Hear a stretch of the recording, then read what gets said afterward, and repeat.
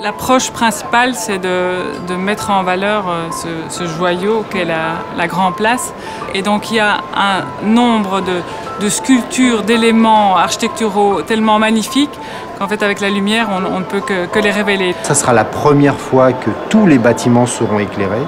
Auparavant, il n'y avait que l'hôtel de ville et la maison du roi. Tous les bâtiments éclairés en blanc, de façon à révéler les couleurs des pierres, de la pierre de Caubertange. On avait présenté quelque chose de très discret qui mettait en valeur cette architecture, parce qu'il ne faut pas oublier qu'on est en zone classée, patrimoine mondial de l'UNESCO. Donc à mon avis, c'est cette touche aussi de discrétion qui a été retenue.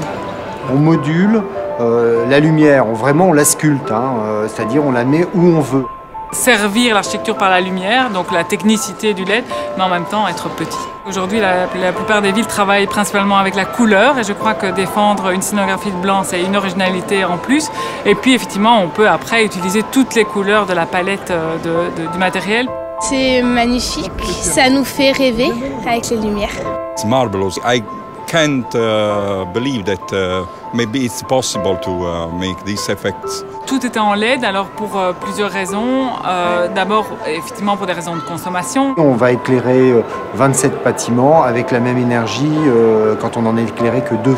Depuis 2 ans et demi, Schrader est à nos côtés et maintenant, depuis que le chantier est là, il passe autant de nuits que nous à mettre au point ce projet parce que cette complexité concerne tout le monde aussi et donc évidemment le fabricant. C'est ce qu'on a aussi retrouvé chez Schrader, un répondant. Quand il y a un problème, il y a toujours quelqu'un. J'aime bien travailler avec Schrader, c'est le fait d'avoir une interactivité assez rapide et de pouvoir ne pas être fixé par rapport au matériel. Ça, c'était aussi un élément très important.